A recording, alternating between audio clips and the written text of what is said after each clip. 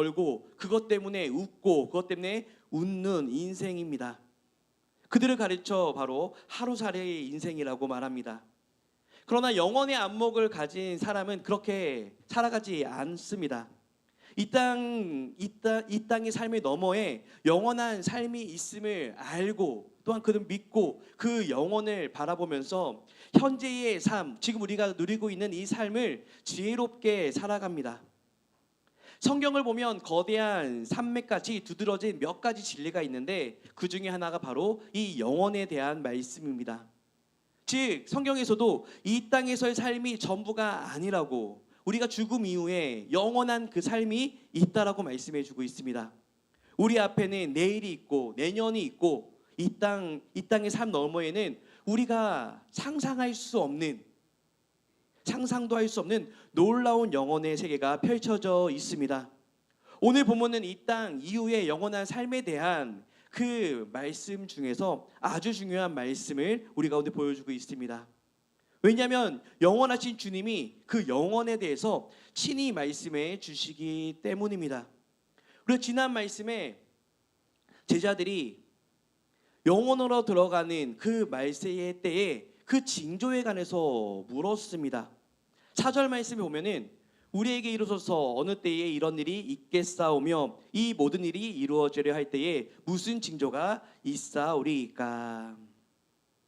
이 징조에 관한 부분 제자들이 궁금해하고 예수님께서 말씀하시는 이 말씀은 마태복음 24장에, 마가복음 오늘 13장에, 또 누가복음 21장 이 공간복음에 다 기록되었습니다. 이 다 기록됐다는 것은 그만큼 중요한 말씀으로 앞으로 이 세상에 일어날 일들에 대해서 예수님께서 친히 우리 가운데 말씀해 주신 그 본문임을 우리가 기억하면서 봐야 할 것입니다. 그런데 이 마가복음 14장, 13장 이 본문은 조금 어렵습니다. 난해합니다. 어렵습니다. 왜냐하면 여기에 기록된 예수님의 예언이 우리가 볼 때 지금 현대에 이미 이루어진 과거의 일인가 아니면 앞으로 다가올 예언인가 이것을 구분하기가 쉽지 않기 때문입니다. 그래서 이 본문에 관해서 성경학자들의 견해는 다양합니다. 그런데 저는 이 마가복음 13장에는 이 두 가지 견해가 서로 섞여 있다고 생각합니다. 이미 이루어진 일도 있고 앞으로 우리에게 당면할 그 일들이 섞여져 있습니다. 그래서 사실 우리가 이 말씀을 볼 때 조금 어렵고 난해하게 보이는 것입니다. 먼저 이미 이루어진 사건을 보면 예수님은 제자들에게 예루살렘 성전이 다 무너지고 유대인들이 엄청난 박해를 받을 것이라고 말씀합니다. 이 예수님의 예언은 이미 이루어졌는데 주 70년 그때 이루어졌습니다. 당시 로마 황제의 명을 받은 디도 장군이 예루살렘 성을 무너뜨리고 유대인들의 마지막 정신줄, 유대인들이 가장 의지하고 붙들고 있는 그 예루살렘 성전을 파괴해 버립니다. 그런데 성전을 파괴하는데 예수님께서는 돌 하나도 돌 위에 남기지 않는다, 그 않도록 다 무너진다라고 했는데 그 역사적 사실상 정말로 돌 위에 돌 하나도 남기지 않고 다 무너졌다라고 말하고 있습니다. 왜 그렇게 무너졌는가? 역사 기록에 보면 제사장들이 엄청난 돈을 성전 벽의 돌틈에다가 숨겨놨다라는 그 소문이 돌았고 그것 때문에 로마 군인들이 온갖 기구를 가져와서 그 벽돌과 그 벽돌 사이를 다 무너뜨리면서 전부 뒤졌다라고 합니다. 그러면서 놀랍게도 예수님의 이 예언이 그대로 이루어진 것입니다. 이처럼 마가복음 13장에는 예수님의 그 예언이 이미 이루어진 것도 있지만 우리가 이 마가복음 13장을 주의 깊게 봐야 하는 이유는 아직 이루어지지 않은 그 놀라운 일들이 담겨져 있기 때문입니다. 그래서 우리가 마가복음 13장 우리 지난번에 봤고 오늘 계속 보고 있는데 오늘 우리에게 너무나도 중요합니다. 왜냐하면 앞으로 우리에게 주어질 그 일들이 그대로 담겨 있기 때문입니다. 그러면 예수님께서 예언하신 것 중에 아직 실현되지 않는 일이 무엇인가 오늘 말씀을 통해서 우리 함께 보려고 합니다. 앞으로 이루어질 일들 가운데 아직 이루어지지 않은 예수님의 그 예언 가운데 예수님께서 매우 강조하신 우리에게 가장 중요한 사건은 하나입니다. 그것은 바로 예수님이 육체적으로 이 땅에 다시 오시는 일입니다. 주님이 그것을 강조합니다. 우리 함께 26절 말씀 함께 보도록 하겠습니다. 시작. 그때 인자가 구름을 타고 큰 권능과 영광으로 오는 것을 사람들이 보리라. 아멘. 앞으로 역사의 어느 시점에 예수님이 다시 오실 때를 오시는데 그게 조용하게 은밀하게 오시는 것이 아니라 구름 타고 큰 권능과 영광으로 이 땅 가운데 오신다라고 예수님께서 말씀해 주십니다. 이 말씀을 들은 제자들은 이 말씀을 이해할 수 있었을까요? 아마도 이해하기 어려웠을 겁니다. 그래서 예수님은 제자들과 오늘 우리가 이 놀라운 사실, 예수님께서 육체의 옷을 입고 이 땅에 다시 오시는 일이 어떻게 이루어지는가를 그 일들을 우리 가운데 보여주셨습니다. 우리 사도행전 1장 9절에서 11절 말씀 예수님께서 승천하시는 장면인데 우리 함께 보도록 하겠습니다. 시작. 이 말씀을 마치시고 그들이 고는데 올려져 가시니 구름이 그를 가리어 보이지 않게 하더라. 올라가실 때 제자들이 자세히 하늘을 쳐다보고 있는데 흰옷 입은 두 사람이 그들 곁에 서서 이르되 갈릴리 사람들아 어찌하여 서서 하늘을 쳐다보느냐. 너희 가운데에서 하늘로 올려주신 이 예수는 하늘로 가심을 본 그대로 오시리라 하였느니라. 아멘. 사람들이 보내서 구름 위로 올려졌다라고 말씀합니다. 예수님은 왜 이렇게 승천하셨을까요? 우리에게 한 가지 이 놀라운 사실을 믿게 하려는 것입니다. 그것은 바로 예수님이 올라가신 그대로 다시 내려오시는 일입니다. 하늘로 올려지신 예수님은 하늘로 가신 그 모습 그대로 다시 오실 것입니다. 성경에서는 예수님이 이 땅에 다시 오신다라는 것, 이 땅에 이제는 재림주로 심판주로 오신다는 사실을 수없이 강조하고 있습니다. 예수님이 이 땅에 처음 오신 것, 예수님께서 이 땅에 아기 예수님으로 이 땅에 오신 것은 어느 날 우연하게 일어난 사건이 아닙니다.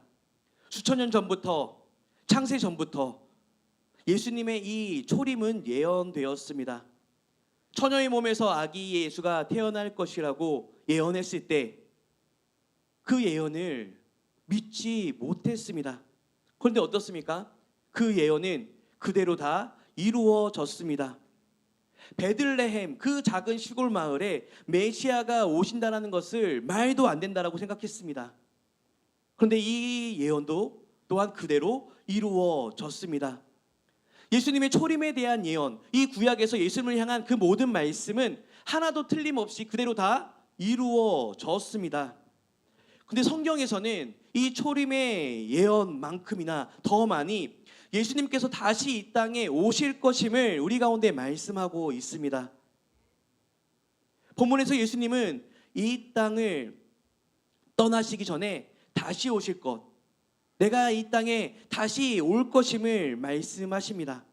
그러면 우리는 이 말씀을 어떻게 받아야 합니까? 그대로 받아야 할 줄 믿습니다.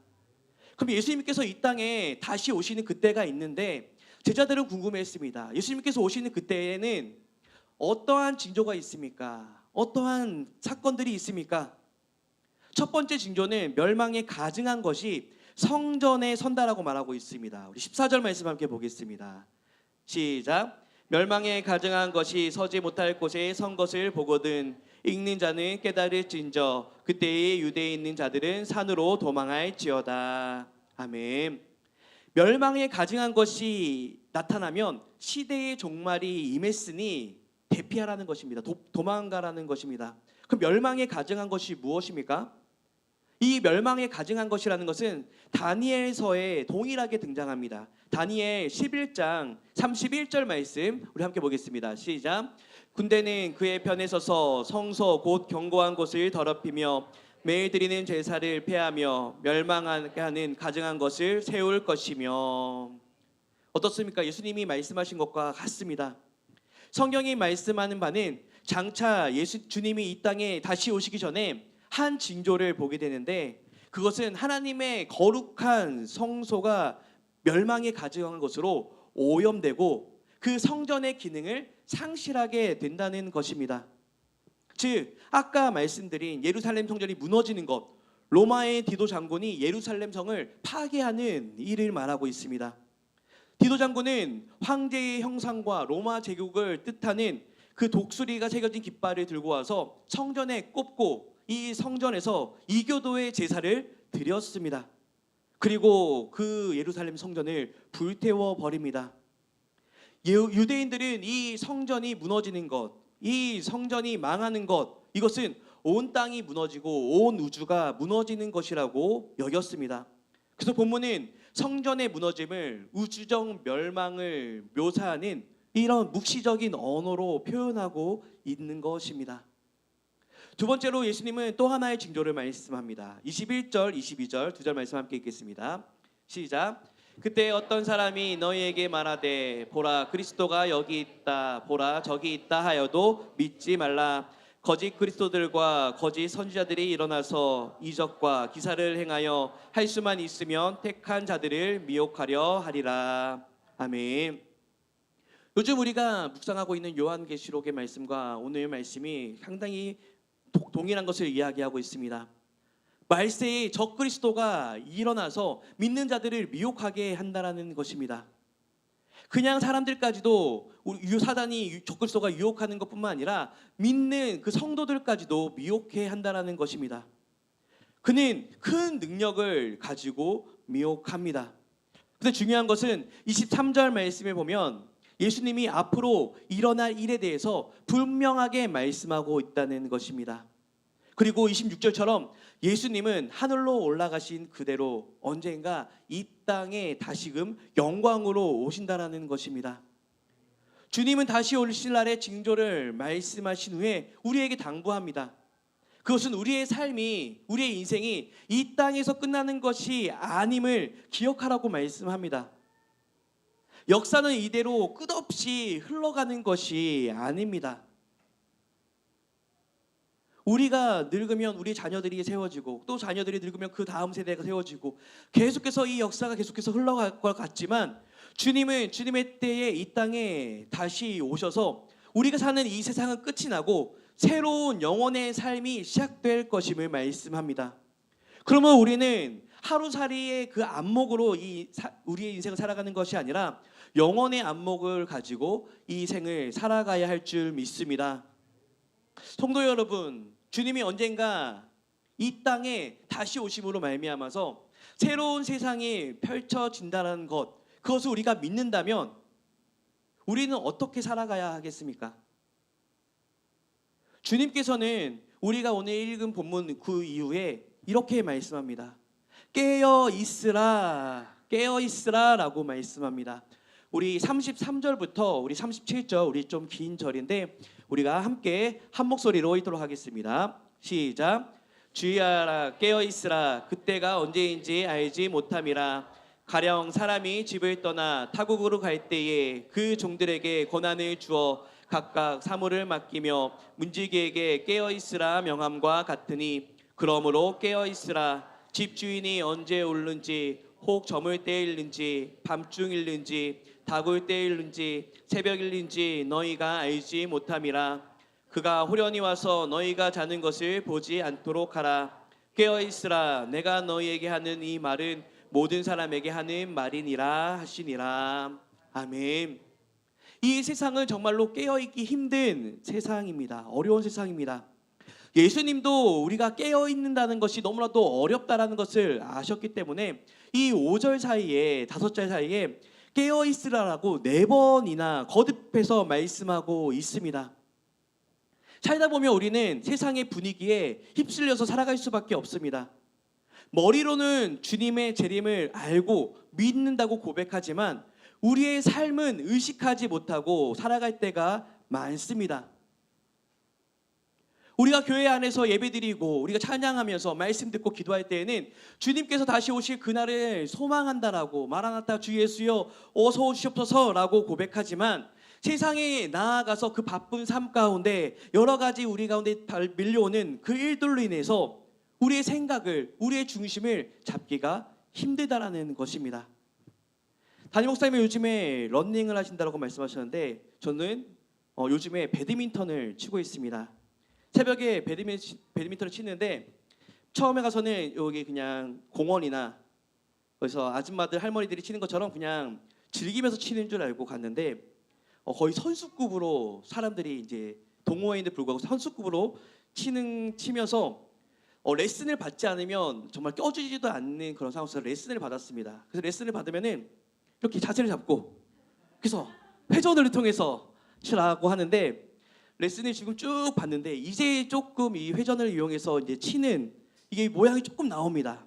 레슨을 받을 때 우리 코치님이 치기 좋은 자리를 올려주니까 저는 항상 이렇게 잘 칩니다.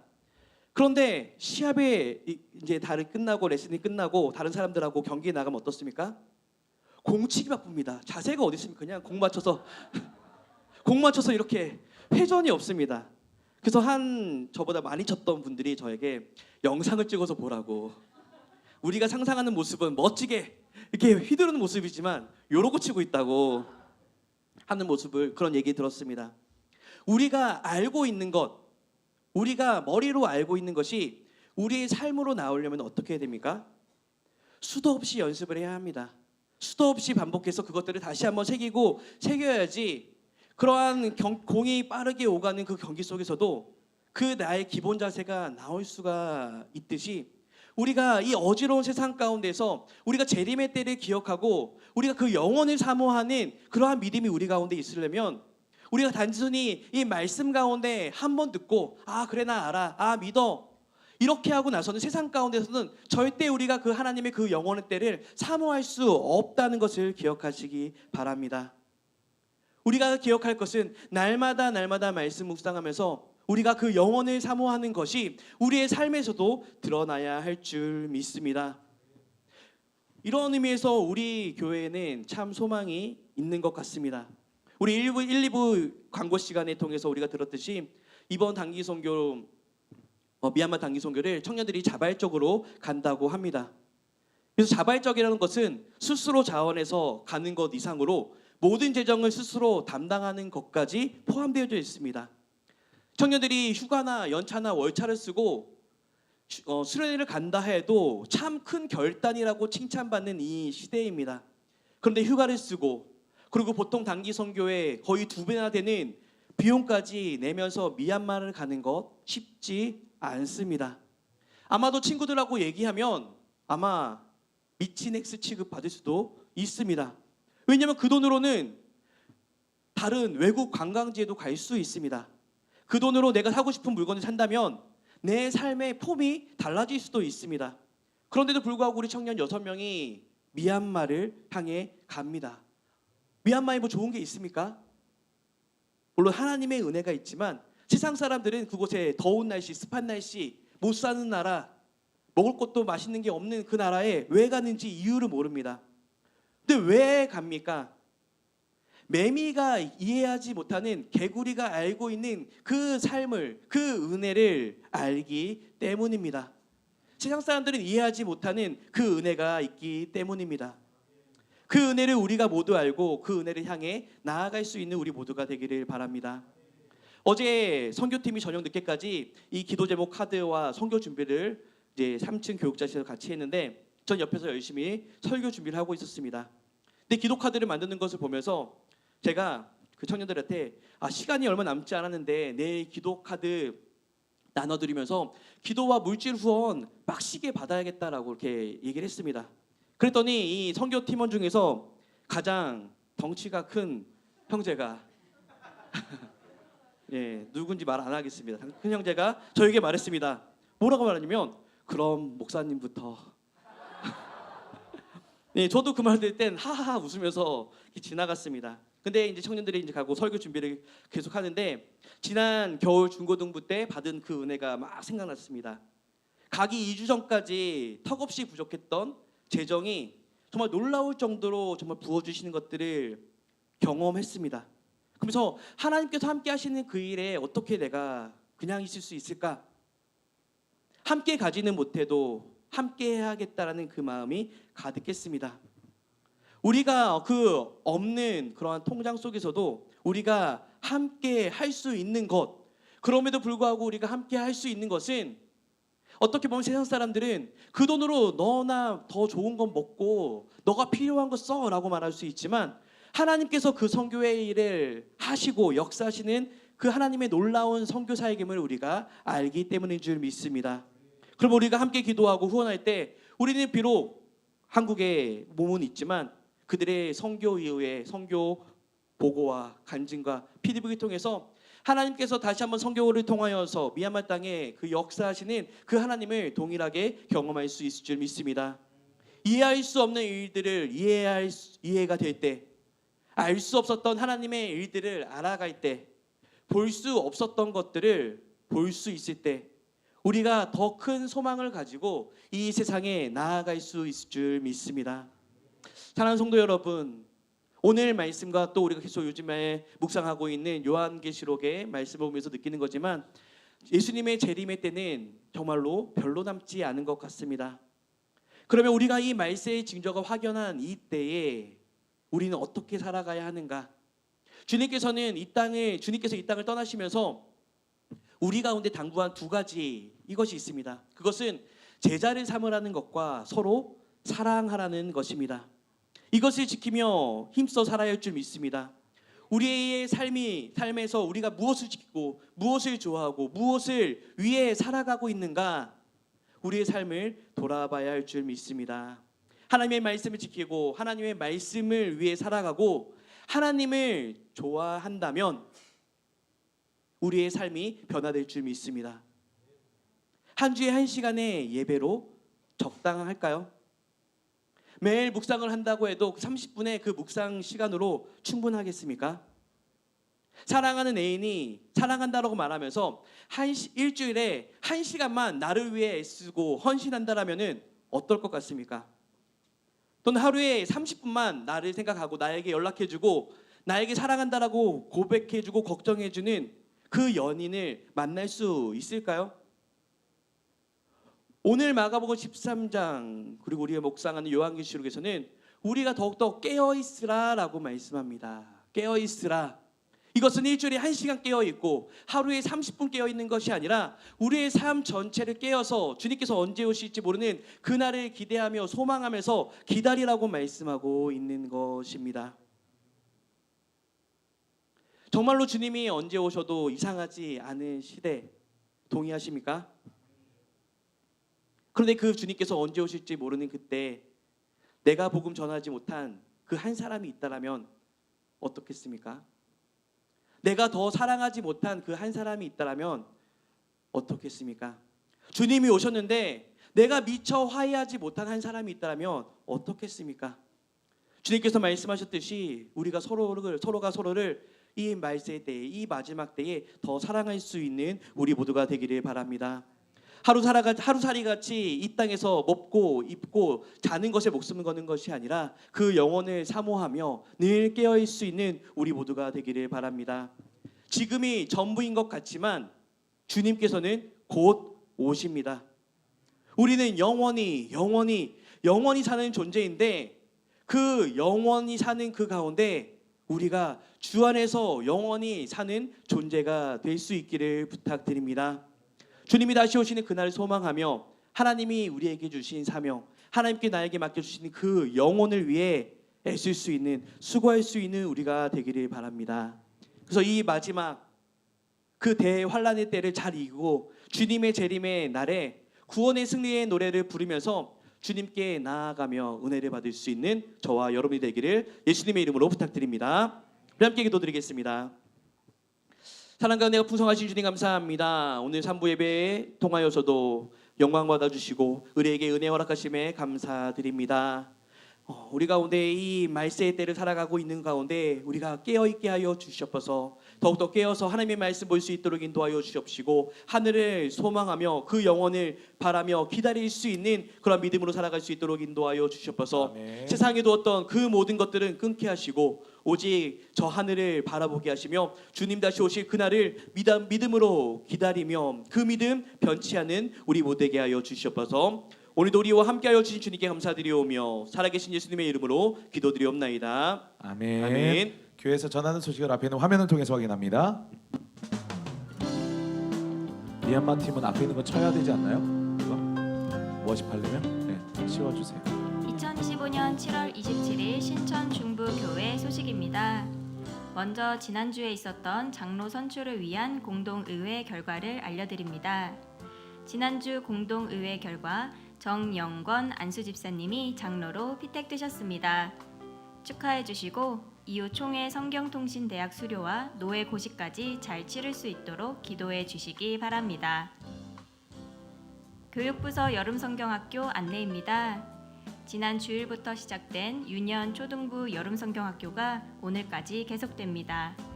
더불어 중고등부 수련회와 청년부 수련회 일정이 주보에 나와 있습니다. 중고등부 자녀를 둔 학부모님들과 청년들은 수련회 참석을 위해 가정과 개인적인 일정을 조정해 주시고 성도님들의 다음 세대를 위한 기도와 관심도 계속 부탁드립니다. 청년 미얀마 단기 선교 파송 안내입니다. 돌아오는 목요일부터 청년 6명이 미얀마로 단기 선교를 떠납니다.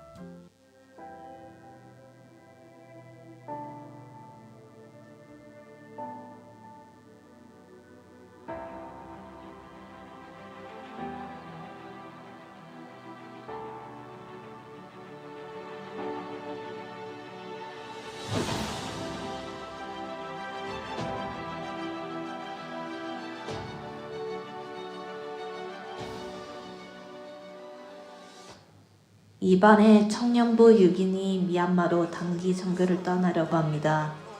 성도님들의 많은 기도와 후원이 필요하여